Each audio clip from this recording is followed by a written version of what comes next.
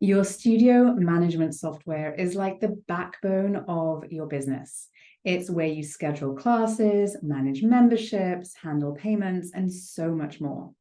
But what happens when that backbone isn't supporting you the way that you need it to? Maybe it's a little bit outdated, cumbersome to use, maybe lacking some features you wish you had, or maybe it simply doesn't align with the way that you want to grow your studio business.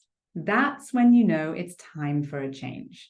But change can be daunting, right? Especially when you think about migrating all the data, retaining your staff, ensuring a smooth transition for your clients. There is some good news. That change also brings opportunity, the opportunity to streamline your operations, offer a better client experience, and yes, even boost your revenue. And I'm here to share with you all of the insights you need to make an informed decision. So grab your notebook and get settled in and listen to me chat with my guest, Jan from GetLivelyNow. We're going to be diving into the topic of making that big switch and changing from one studio management software to another. Well, hi there, I'm Seran Glanfield. I'm a business and marketing strategist just for boutique fitness studio owners like you. If you're ready to be inspired and make a bigger impact, you're in the right place. All you need are a few key strategies, the right mindset, and some support along the way. Join me as I share the real-life insights that will help you grow a sustainable and profitable studio. This is the Pilates Business Podcast. Welcome back to the Pilates Business Podcast. I'm Seran. Thank you so much for joining me here again today. Now, I'm here with a wonderful human being who I'm so excited to have on the show because Jan is someone who came into my program. She came through my marketing intensive program and then through my Thrive program. She always showed up with fantastic energy, fantastic insights. And I'm so thrilled that she's come on the show today to talk to us about the big topic of moving from one studio management software to the next. Welcome, Jan. Oh, well, thank you. What a lovely introduction. I'm thrilled to be here and I'm thrilled I found you. So thank you. It's a pleasure to be on your show. Absolutely. So Jan founded her studio, Get Lively Health and Fitness, in 2014. And she also has a podcast called Get Lively with Jan. So she is really has a lot of different things happening right now.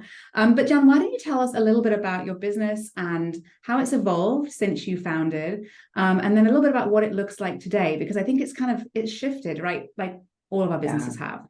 Sure, absolutely. I'd be happy to. So I'm a career changer. I was someone who had a thriving career in fundraising and event planning. I worked in higher education for well over a decade doing that type of work. And there was something that was always calling to me in the fitness world. And I was training for a half marathon and I was having some struggles with that. I went to a sports nutritionist and she said, "You're overtraining. I want you to start doing Pilates." And I had never done Pilates. I had been a kettlebell person and a gym person. And I took my first class, and I want to say it was 3 weeks later, I signed up for the teacher training program, never with the intention of teaching. I wanted to learn more. Again, I had a wonderful career. Fast forward a year and 500 hours in the Pilates program later. I then decided, well, let's get my personal training license because that'll be fun, because that's fun, right? The Sears catalog shows up in the mail and you teach yourself anatomy at night. It's not fun, but I did that. And then I decided to go into health coaching school. And so this was a several year long process where I was learning all of these things and doing all of these things while continuing to do my job. And one night my husband looked at me and he said, "So what are you doing with all of this?" Right. And the idea, I used to talk about it as a pipe dream. Well, maybe someday I'll have a studio. Maybe someday I'll do that. Well, long story short, I eventually decided to start a home-based business. So I'm in the Metro Boston area. We finished the basement in our home, made it a fitness studio, and Get Lively was born. So I was doing primarily personal training. I had a Pilates chair, I had a mat, I had a Pilates ball, some bands, and I was on my way. Very slow start as I was transitioning into an industry where I frankly had no experience. Mm-hmm. And I worked for just over 5 years out of the home building the business. I eventually added some small group classes. I then started renting out spaces by the hour, other studios, dabbling in what that might feel like. And then the stars aligned so that I was offered a sublease on a fantastic space here in town and moved in on March 1st of 2020. And that was my big start. And I'll never forget the first class. One of my clients walked in and said, "So are you worried about this coronavirus thing?" And I said, "Oh, that flu? No, what are you talking about?" And of course, 10 days later, we were shut down for 4.5 months. But it's, so we did that.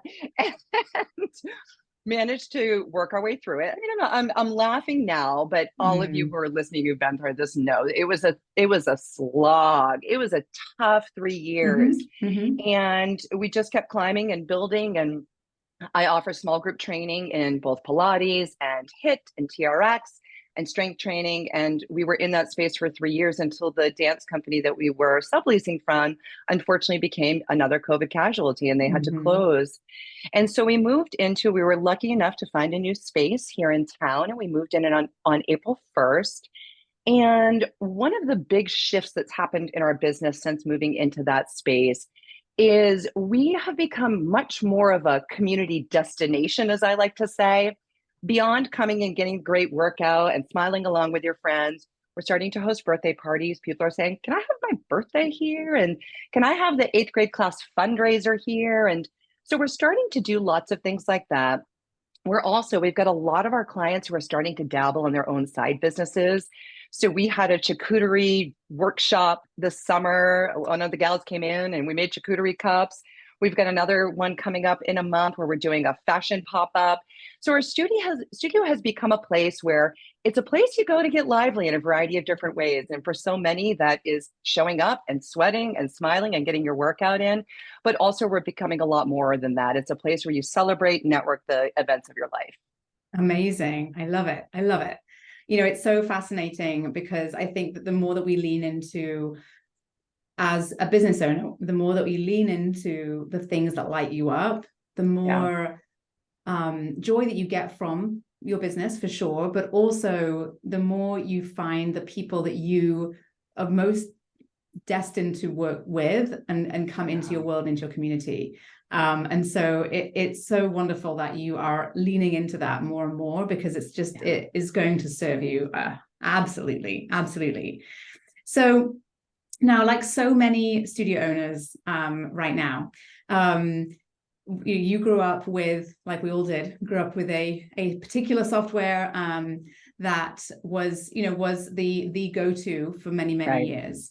And over the course of probably the last 5 or 6 years, we've seen a lot of other options come along when it comes to what we used to call a booking system, but now what we call a studio management software, because it's not just a booking system anymore. It is now so much more than that. There are so many more things to consider, right, when you are deciding what software to use in your business. And one of the things that Jan and I had talked about, for those of you listening, is how is what I talk about it actually every single week with my studio owners, about software and a bit about which software is the right software, and how to choose a software. And I've got a slew of resources on my website to dive into that. So if you're looking for that, I will link to it in the show notes. But when it comes to software, there is a lot to consider, and there's also a lot of options, right? And so tell me, to begin with, perhaps, what you found perhaps was sort of prompted the decision to look at other options, other than the fact that we were talking about it so much. Well, I mean, truly, I do have to thank you for it, because like most studio owners, I get inundated with emails promoting various different softwares. And I wouldn't say I was satisfied with that software that I grew up with, but I couldn't wrap my brain around the idea of making the change. And it wasn't until several demos that we had in Thrive and several conversations that we had amongst the group that I started to realize, oh, wait a second, I'm settling here. And I coach people on this all the time.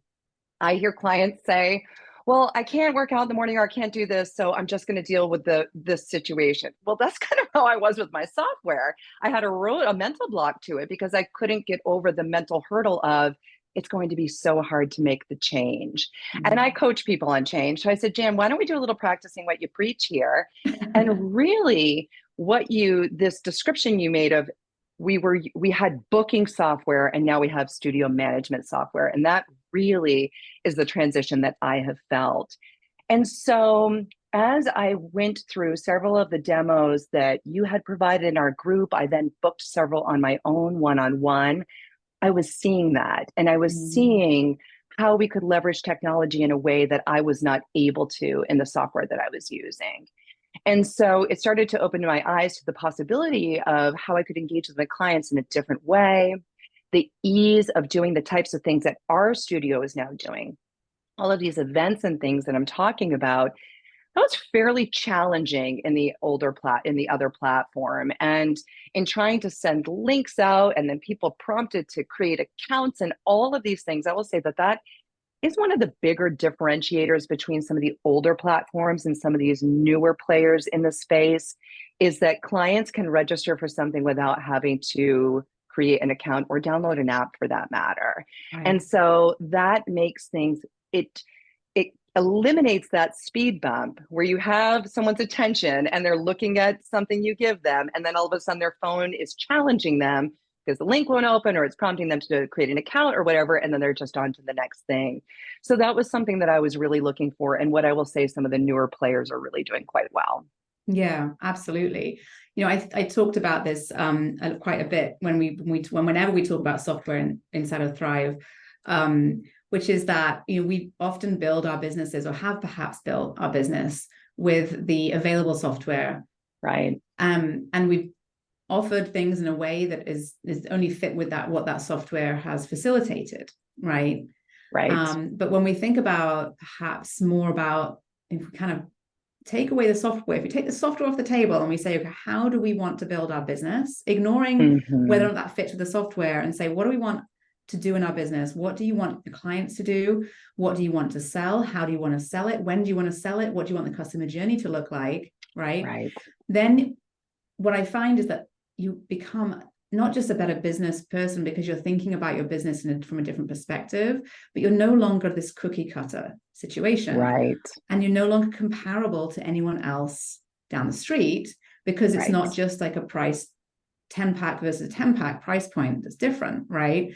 You're now perhaps able to offer a different type of way that you work with your clients, because you now have a different way of selling it and a different way to price it. And so when some of the other, and you know, I think that all of the software platforms have upped their game in so many ways over the last sort of 5 or 6 years. But I think what it has allowed us to do is to really tap into a lot of opportunity that we would never have been able, studio owners would never have been able to tap into before. Absolutely. And really lean into their own using and their expertise and their knowledge to create experiences for their clients that would not otherwise have been possible. That is absolutely true. One of the things that we were talking about in the studio this morning that was another one of those, oh my goodness, our new software does this, is we do a Planksgiving challenge, which a lot of studios do. And I've always done it in a private Facebook group. And I'm sure other studio owners can relate to this, but no one's on Facebook anymore. And certainly no one's in groups. And even if they are, they can't find things. So it's just not as much of a place that worked for that type of thing. And so this morning I realized, oh my gosh, this is in the software where I can just post the planks every day. And what a way to get people to get involved. And it's the studio connected right in our app. It's not, you need this, you need that, you need to go to Facebook. Nope, it's all right there in our software. So things like that we're still discovering, even just about 6 weeks in, it's really great. Yeah, right, exactly. And so when I think that we just that, even that sort of opportunity of and being aware of what some of these other software or what is out there might sort of just open up your mind to potential opportunities for your business, right? And what we're talking about, the difference, like you said, between a booking system and a studio management software is the studio management software will also do emails, will also do email automations based on client behavior, based on what activities your clients are taking. They will also show you data in a way that is meaningful and useful. Also have campaigns set up in a way that guides clients forward, will show you perhaps people who have not visited in a while that you might want to follow up with. They are, there's a lot to, all of the platforms truly offer all of this. And, it's about, if this is something that you have yet to tap into, it's really, I think, important to consider how that might fit for the business. Right. So right. Tell me a little bit about what it looked like for you. So you were in Thrive. We talk a lot about it in there. I have some of the experts come into Thrive from each software and talk through and give a demo, and you get to ask questions. And then you went to set up those conversations separately as well to talk through some specifics. But Right. what and how many softwares did you sort of look at before you decided? I looked at three. Yeah. And what were did you kind of know going into those conversations exactly what you were looking for, or were you sort of curious about the options and what it might sort of look like if you tried it on your business? Sure. So there were two big things that I was looking for, and I did go to my current provider at the time to say, these are my non-negotiables. So I did give them that opportunity as well. There were two things that I was really looking for, which I'll mention, but I also was very open to the idea that I recognized this is operating in a space completely differently than the way we had done it. And in the way some of the more generational, let's say, booking softwares were developed. So for me, the two things that I was really looking for was a very easy way for people to come to community events and for free events, for ways for parents to bring their kids to events without having to create an account for them.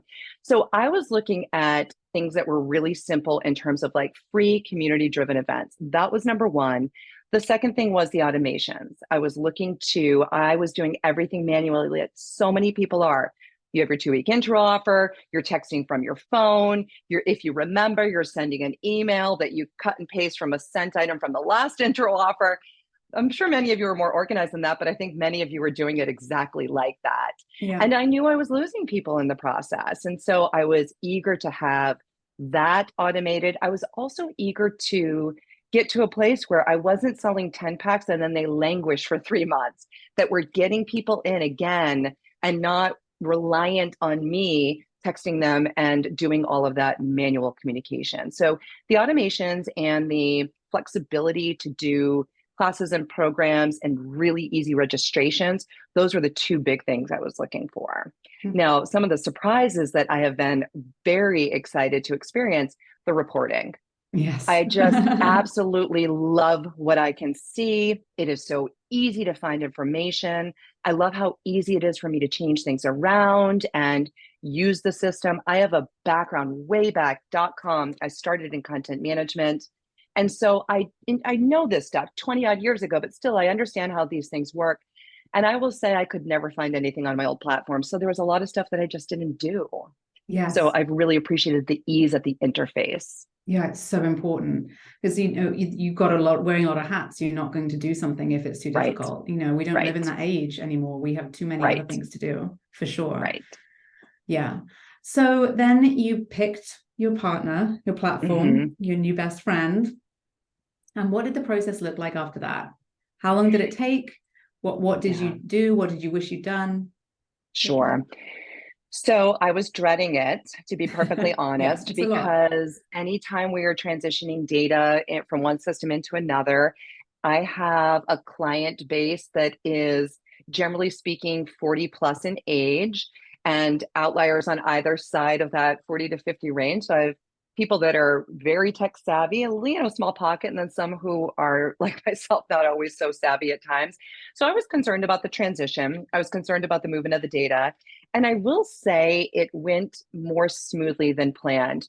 We worked together for about 2 weeks to prep for the transition, to set my classes and everything up into the new system.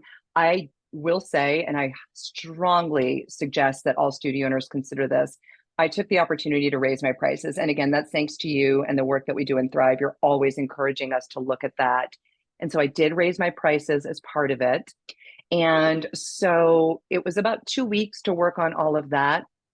All the while, I was a broken record in the studio. There were signs everywhere. All of us were, it's coming, it's coming, it's coming, it's coming. And then we had our transition. So we did do a soft launch, which I know some places recommend, or some organizations recommend doing. So we had a go live date with one, but then we had still 5 days in our old system to give people that time to transition over. In hindsight, I think I probably would have just flipped the switch on one day. And so people have asked me, but then what happens? How do they know to go there? I said, well, they go to your old software and there's nothing there and they call you. Yeah. So I think in hindsight, I would have done that differently. What I definitely would have done differently, and I did not anticipate this piece of it, from a business owner standpoint, the new softwares are 100% mobile optimized. So there's not a staff app like some other platforms have had. Everything's just mobilized. And so for me, it's amazing. And I've talked to other studio owners about this. Like, we don't have to take our laptops with us when we go away for a weekend anymore, because we actually can do everything on our phone, which is amazing. For our trainers, that has been a bit of a transition because it's not a truncated, just pure booking software staff app. And so had I been more in tune to that, I would have done more training on the front end. And this is where your Thrive group has been really beneficial as well, because I was able to get a lot of feedback on how other people have dealt with this, and having a station inside the studio, an iPad that's a little easier for them to navigate. So I would not lose sight of your trainers and your instructors that there is likely going to be a transition if you're moving from one of the older systems into one of the newer, because there's not a business app. I mean, you can make an app on your phone, right? A shortcut, but it's not a shortened, a truncated app. Right. Okay. Yeah, that's really helpful. Good to know. And so once you were in the software and, there's things to set up, there's things you got to do. What was that like? Did you share the expectations for someone who's looking to do this? What did that look like? So I found it fairly manageable. So again, the user interface it's designed for how we work now. So many of these newer companies have started in the last 3 years. So it's not taking a system that was built 15 years ago and now trying to retrofit it to how we operate now. And I find the system quite intuitive and fairly easy to use. So I went in and I set my classes up. It really did not take me long. One of the things that when you have your data transferred, and this is another piece of advice that I would give people, is you're going to create a data map of everything that you have in your current system and everything that is going to map to in the news. So as I mentioned, I had a price increase on certain products. So we had to map that. I had some products that were not going to carry over. And so there were some things that got lost in the shuffle. So I found out by using the new system, I wish I had QA'd an example of every one of those products just to make sure that we had really seamlessly gotten everything. But I did hold on to my former platform for a period of time. A little clue there. I thought I had a 90-day termination on it. It was actually, I thought I had a 30-day, and it turns out it was 90 days. Yeah. So again, so many of us started these contracts 5, 6, 7, 8 years ago. I had 90 days. So I ended up with it. I still have it, but I would say absolutely hold on to 30 days, because it's been very helpful to peek back and forth when you've got a client who hasn't been in for a few weeks that says, hey, I had a pack, what happened? Well, I can look in the old system and say, well, actually it expired, but I'll give you an extra 30 days on that. So it's nice to be able to have that historical reference. I'd say 30 days is a good period of time for that. Yeah, absolutely. And then final question. Well, there is a process for this, right? The new software takes you pretty much step by step, holding your hand to onboard you. I think one of the things that that I'm very aware of when because I speak to all of these guys all the time for various different reasons, but that they are very aware that most people who are moving from another platform perhaps are very used to that particular way of doing things, and so they want to make sure that you are using the new platform in the best way possible, in the optimal way. So they give you kind of an onboarding support, right? Yes. Yeah, there's a lot of resources. I was assigned an onboarding specialist who helped me through things. One of the things that, and this is feedback that I have written up that I'm going to be giving to the group that I went with, was it's very helpful if your onboarding specialist, if they don't ask you in the beginning, is to help them really understand how your studio works. Because so many of us are doing all of this between clients and things. So I was being taught how to set up, how to select spin bikes or certain spots or reformers, and we don't have that. Right. So there were some things that they were guiding me to do that weren't relevant to my business. So, I would say, have your specialist, if they're not inquiring about it, help them understand this is how my studio works. Yeah. And this is like, for my space, we have 2,200 square feet of open space. So sometimes there's 3 personal trainers working at the same time. And so you can have people booking appointments at the same time. The software allows you to do all of this, which is great. But if they don't understand that that's how your space works, they won't, they view it as one location. So the more you can help your onboarding specialist understand the nature of your business, the better you're going to acclimate to the software, because you won't have to go through some of the things that aren't relevant to you. Yes, absolutely. I think that when you're in, and this is an observation that I have with having worked with hundreds of studio owners across the board, but even within sort of that Pilates, bar, yoga, dance, cardio world, that everybody has a little bit of a different way of doing things. And so I would encourage, I would expect to get on the phone and expect to say, this is what I do in my business. Yes. This is how big my classes are. This is how many classes I have. This is the other thing. This is the other revenue drivers I have in my business. And have them and share with them perhaps ideas or thoughts you've had about how you might want to change your pricing around that, or whatever that looks like, because then you're going to get the most out of that person. They have all the knowledge, but if they are making an assumption about your business, then they're not going to be able to give you specifics, which is so important and valuable. Right. Absolutely. And this was something that when I was talking to other owners, when I was looking to make the transition, I think because again, I mentioned several times that I was sort of dreading it. It was nowhere near as bad as I thought it would be. We put a lot of expectation on it. And several people said to me, Jan, you got to remember, no software is perfect. There's always going to be things that aren't going to work exactly the way you want them to, but you want to go with the system that best fits. And so I think keeping that in mind as well, and then working with your onboarding specialist to figure out, this is what I'm trying to accomplish here. How do we go about doing that? And they're very helpful in trying to make all of that happen. Yeah, absolutely. Well, this has been wonderful. So thank you so much, Jan, for coming along and sharing your insights. It's so incredibly valuable. And the insight that you get from other studio owners who have that perspective like you have and have been through an experience like this, it's just wonderful to be able to share that with all of our listeners so that they can take that away and take that with them. So thank you. Absolutely. Well, thank you. You are why I'm here. So I appreciate it. So why don't you let everybody know where they can find you online if they want to connect with you? Absolutely. Thank you. So I am located in the Metro Boston area in Watertown, Massachusetts. You can find me at GetLivelyNow.com. All social is the same at GetLivelyNow on Facebook and on Instagram. And I have a podcast as well that's 6 years running. I think we have our six-year anniversary coming up next week. And that's the Get Lively with Jan show on Apple and wherever else you find podcasts. I will link to all of that. Wonderful. Thank you. Thank you so much, Jan.